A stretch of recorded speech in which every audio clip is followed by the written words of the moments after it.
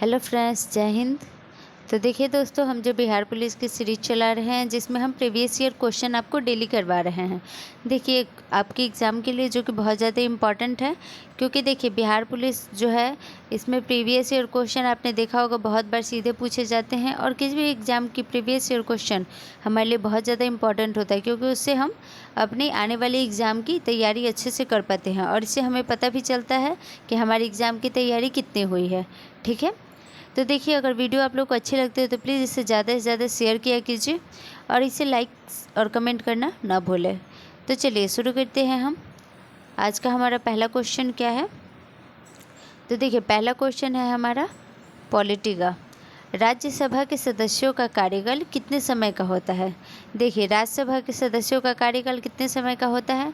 तो option A है 4 वर्ष, बी 5 वर्ष, सी 6 वर्ष और डी 3 वर्ष। तो राइट आंसर इसका क्या हो जाएगा?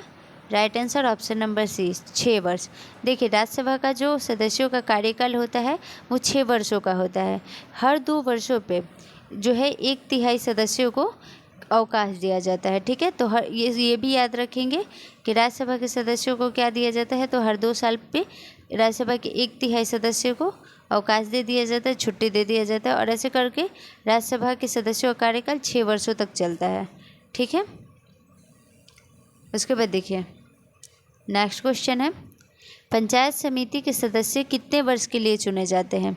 देखिए आपको पता है जो पंचायत का चुनाव होता है जो हमारे गांव लेवल पे ब्लॉक स्तर पे होता है, तो जो है इसमें सदस्यों का जो कितने वर्षों तक के लिए एक बार पंचायत चुनाव होता है उसमें 5 वर्षों के लिए।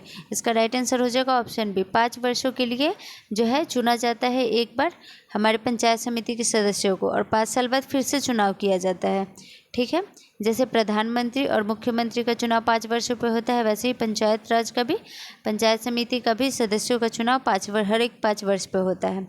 ठीक है, तो राइट आंसर इसका क्या हो जाएगा? ऑप्शन नंबर बी 5 वर्ष। ओके, चलिए क्वेश्चन नंबर 3 नंबर क्वेश्चन क्या है? राष्ट्रीय शिक्षा नीति 1986 का उद्देश्य क्या था?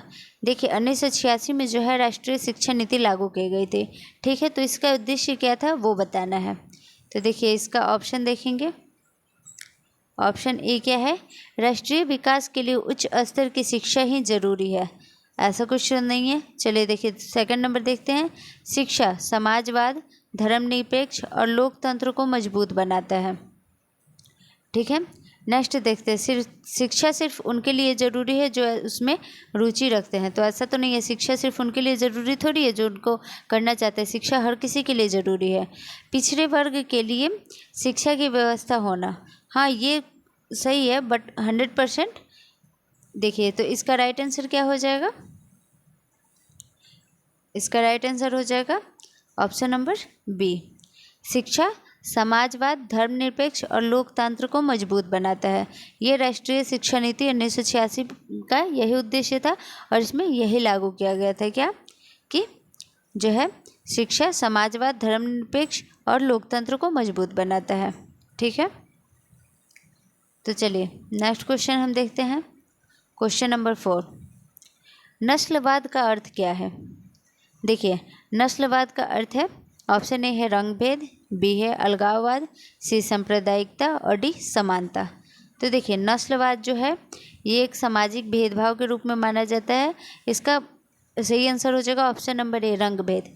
देखिए नस्लवाद का मतलब किसी को किसी के रंग के आधार पे, उसके नस्ल के आधार पे उससे भेदभाव करना, किसी भी सार्वजनिक स्थल या फिर कहीं भी रंग के आधार पे काले गोरे का भेदभाव करना, ये नस्लवाद में आ जाता है। ठीक है, अलगाववाद ये तो नस्लवाद में नहीं आएगा, सांप्रदायिकता ये भी नहीं होगा और समानता तो होगा ही नहीं। ठीक है, तो इसका राइट आंसर क्या हो जाएगा? ऑप्शन नंबर ए रंगभेद। ठीक है, चलिए नेक्स्ट क्वेश्चन हम देखते हैं, क्वेश्चन नंबर 5 क्या है? भारत का डैश राज्य है? भारत एक डैश राज्य है। ऑप्शन ए है धर्मनिरपेक्ष, बी धर्मपंथी और सी तानाशाह, डी राजतंत्र। तो भारत में हमारा क्या है? भारत एक धर्मनिरपेक्ष राज्य है। ये हमारे संविधान में भी लिखा गया है कि भारत क्या है, हमारा एक धर्मनिरपेक्ष राज्य है, यानी हमारे देश का कोई एक धर्म नहीं है।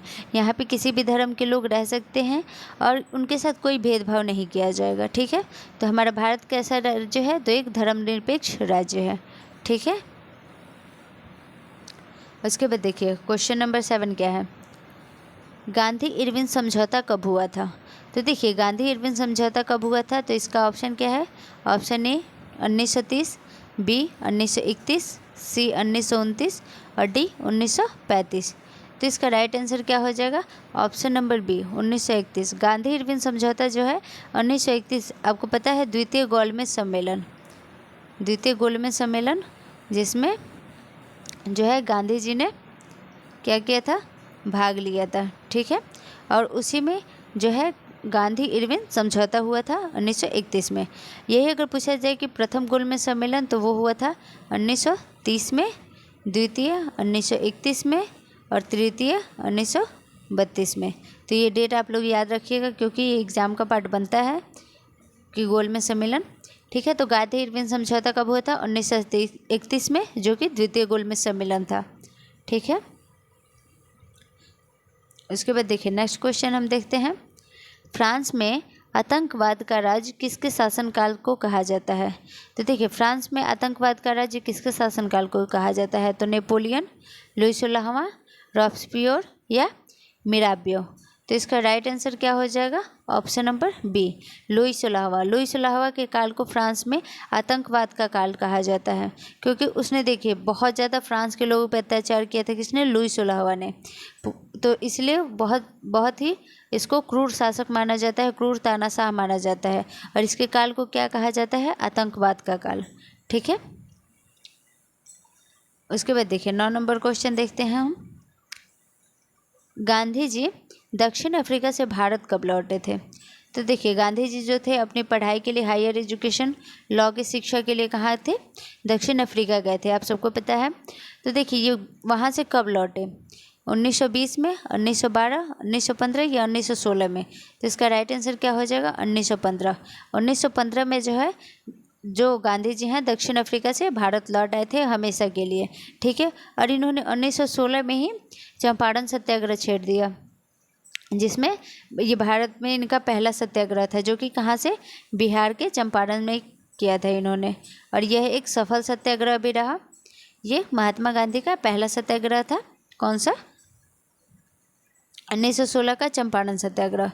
और ये गांधी जी अफ्रीका से, इसका राइट आंसर क्या हो जाएगा, ऑप्शन नंबर बी 1915 में भारत आए थे। ठीक है, उसके बाद चलिए 10 नंबर क्वेश्चन हम देखते हैं, क्या है, किस नदी को बिहार का शोक कहा जाता है। तो देखिए बिहार का शोक किस नदी को कहा जाता है, तो इसका राइट आंसर हो जाएगा ऑप्शन नंबर सी, कोसी नदी। कोसी नदी को बिहार का शोक कहा जाता है, क्यों, क्योंकि कोसी नदी माना जाता है, कोसी नदी जब भी बिहार में बाढ़ लाती है तो बहुत ज़्यादा हर साल तबाही करती है कोसी नदी। ठीक है, तो इसलिए इसको क्या माना गया है, तो बिहार का शोक माना गया है, किसे, कोसी नदी को। ठीक है, उसके बाद देखिए बिहार का जो है पटना शहर सबसे बड़ा शहर कहाँ बसा है, गंगा नदी के किनारे बसा है। ठीक है, तो ये भी आप लोग याद रखिएगा। उसके बाद देखिए क्वेश्चन नंबर 11 क्या है, नाथुला दर्रा किस राज्य में है। तो नाथुला दर्रा किस राज्य में, ऑप्शन ए है सिक्किम, बी जम्मू कश्मीर, सी बिहार और डी हिमाचल प्रदेश। तो इसका राइट आंसर क्या हो जाएगा, option number B Jammu Kashmir. Nathula दर्रा कहाँ है, तो जम्मू कश्मीर में स्थित है। ठीक है, उसके बाद देखिए नेक्स्ट क्वेश्चन हम देखते हैं 12 नंबर क्वेश्चन। 12 नंबर क्वेश्चन क्या है, भारत में रेल मंडलों की संख्या कितनी है। तो भारत में रेल मंडलों की संख्या कितनी है, option A 19, B 17, C 12, D 14। तो देखिए भारत में अभी जो रेल मंडलों की संख्या है वो 70 है, लेकिन वैसे रेल मंडल जिनको मान्यता प्राप्त है सरकारी, तो वो कितने हैं, 19 रेल मंडल जिन्हें मान्यता प्राप्त है। तो इसका राइट आंसर 19 हो जाएगा। भारत में कितने रेल मंडल हैं, 19 रेल मंडल, ऐसा 70 है लेकिन मान्यता प्राप्त कितने हैं, तो 19। ठीक है, तो इसमें आप कंफ्यूजन ना हो, क्वेश्चन के हिसाब से आंसर दीजिएगा उसका। उसके बाद देखिए नेक्स्ट क्वेश्चन है 30 नंबर। प्रथम पृथ्वी सम्मेलन का आयोजन किस वर्ष हुआ था? ऑप्शन ए 2001, ऑप्शन बी 1982, सी 1992 और डी 2011। तो राइट आंसर इसका क्या हो जाएगा? ऑप्शन नंबर सी 1992। 1992 में क्या हुआ था? प्रथम पृथ्वी सम्मेलन का आयोजन किया गया था। ठीक है, तो इसका राइट आंसर क्या हो जाएगा? Option number C. उसके बाद देखिए आगे बढ़ते हैं हम 14 नंबर क्वेश्चन। तो 14 क्वेश्चन क्या है? भारत में दूसरा सबसे बड़ा जलप्रपात है। देखिए भारत में सबसे बड़ा जलप्रपात कौन सा है? दूसरा। तो इसका ऑप्शन ए है कैंपटी, बी धुआंधार, सी जोग और डी शिवा समुद्रम। तो इसका राइट आंसर क्या हो जाएगा? ऑप्शन नंबर सी जोग। जोग प्रताप भारत का दूसरा सबसे बड़ा जलप्रपात है। ठीक है, उसके बाद देखिए 15 नंबर क्वेश्चन जो कि हमारा लास्ट क्वेश्चन है। हर रोज़ हम 15 क्वेश्चन डिस्कस करते हैं जो कि प्रीवियस ईयर आपके एग्ज़ाम में आए हुए क्वेश्चन है। तो ये देखिए ये सब वीडियो आप लोगों के लिए ये सारे क्वेश्चन बहुत ज़्यादा इंपॉर्टेंट बनते हैं क्योंकि ये आपके एग्ज़ाम में सीधे देखने को आपको मिल सकते हैं। और ये क्योंकि प्रीवियस ईयर पूछे गए क्वेश्चन है और आगामी एग्ज़ाम में भी आपके दोहराए बहुत सारे मतलब बहुत बार दोहराए जा चुके हैं और आपके आगे वाले एग्ज़ाम में भी आने की संभावना इसकी पूरी बनती है। ठीक है, तो प्लीज़ आप लोग वीडियो को मिस ना किया करें, रोज़ ज़रूर देखा करें। तो चलिए क्वेश्चन देखते हैं हम क्या है 15 नंबर। चंद्रमा की घूर्णन अवधि कितनी होती है? देखिए चंद्रमा जो है, चंद्रमा क्या है? पृथ्वी का एकमात्र उपग्रह है, ये सबको पता है। ठीक है, पृथ्वी का एकमात्र उपग्रह क्या है? चंद्रमा, जो कि पृथ्वी का चक्कर लगाता है। तो कितना उसका समय अवधि क्या है? 24 दिन, 28 दिन, 12 दिन या 12 घंटा। तो इसका राइट आंसर क्या हो जाएगा? ऑप्शन नंबर बी 28 दिन। जो है चंद्रमा कितने दिनों में? तो 28 दिनों में क्या करता है? जो है पृथ्वी का चक्कर लगाता है। ठीक है, कितने दिनों में? तो 28 दिनों में। तो इसका राइट आंसर क्या हो जाएगा? ऑप्शन नंबर बी 28 दिन। आपको पता है चंद्रमा के घूर्णन की वजह से ही जो है हमारे कैलेंडर में नक्षत्र बदलते हैं, जिसे 15 दिन पे अमावस्या और पूर्णिमा बोला जाता है। तो वो चंद्रमा के घूर्णन के कारण ही होता है। पृथ्वी का घूर्णन करता है चंद्रमा, उस हिसाब से हम उसका नक्षत्रों का ये करते हैं। ठीक है, तो इसका right answer option number B हो जाएगा। आई होप आप लोगों को वीडियो अच्छी लगी होगी और ये सारे क्वेश्चन आपके एग्ज़ाम के लिए बहुत ज़्यादा इंपॉर्टेंट है। तो प्लीज़ आप लोग वीडियो को मिस ना किया करें और वीडियो अगर अच्छी लगती है तो प्लीज़ इसे ज़्यादा से ज़्यादा शेयर किया कीजिए। Thank you so much. जय हिंद।